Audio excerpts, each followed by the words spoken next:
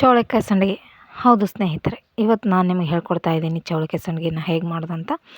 ಎಷ್ಟೋ ಜನರ ಮನೆಯಲ್ಲಿ ಇದನ್ನು ಮಾಡ್ತಾರೆ, ಒಂದಿಷ್ಟು ಜನರ ಮನೆಯಲ್ಲಿ ಇದನ್ನು ಮಾಡೋದಿಲ್ಲ. ಆದರೆ ನಿಮ್ಮ ಮನೆಯಲ್ಲಿ ನೀವು ಯಾವ ರೀತಿ ಸಂಡಿಗೆನ ಮಾಡ್ತೀರಾ ಇದನ್ನು ಅಂತ ನನಗೆ ಕಮೆಂಟ್ ಮೂಲಕ ತಿಳಿಸಿ. ನಾನು ಮಾಡ್ತಾ ಇರೋ ಸಂಡಿಗೆ ತುಂಬಾ ಈಸಿಯಾಗಿದೆ. ನಾನಿಲ್ಲಿ ಮೊದಲೇ ಹೇಳಿರೋ ಥರ ಪದೇ ಪದೇ ನೆನೆಸೋದಿಲ್ಲ, ಪದೇ ಪದೇ ಒಣಗಿಸೋಲ್ಲ. ಅದರ ಅರ್ಥ ಏನು ಗೊತ್ತಾ?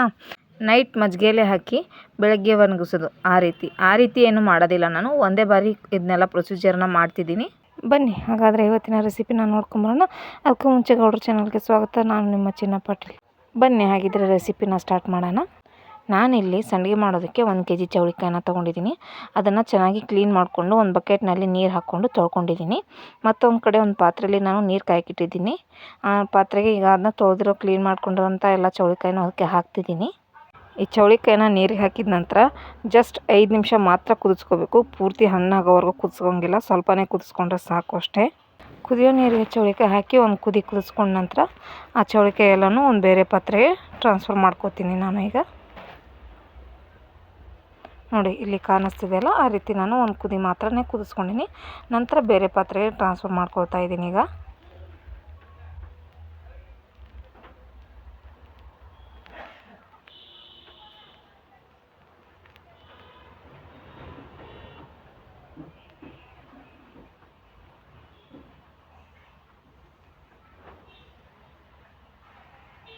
ಈ ರೀತಿ ಎಲ್ಲ ಚೌಳಿಕಾಯನ್ನು ಬೇರೆ ಪಾತ್ರೆಗೆ ಟ್ರಾನ್ಸ್ಫರ್ ಮಾಡ್ಕೊಂಡ ನಂತರ ನಾನು ಈಗ ನೆಕ್ಸ್ಟು ಒಂದು ಬೌಲಲ್ಲಿ ಮೊಸರು ತೊಗೊಂಡಿದ್ದೀನಿ.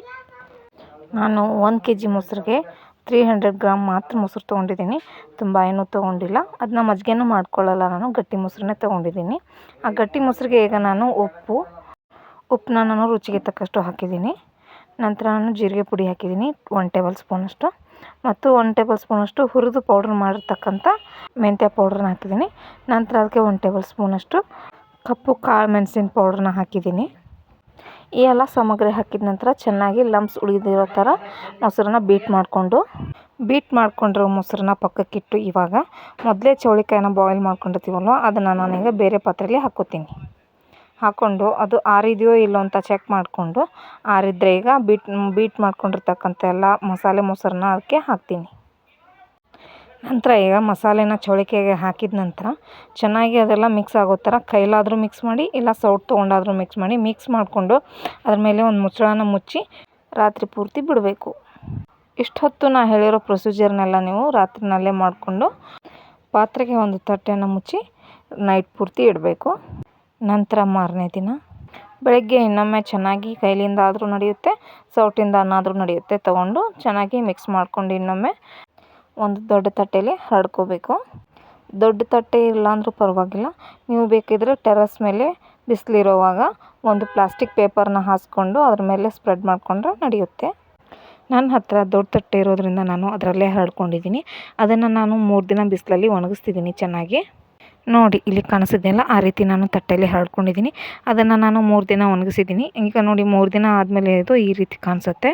ಹಾಗಾದರೆ ಬನ್ನಿ ಈಗ ಒಣಗಿರುವಂಥ ಈ ಸಂಡಿಗೆನ ಫ್ರೈ ಮಾಡಿ ನೋಡೋಣ.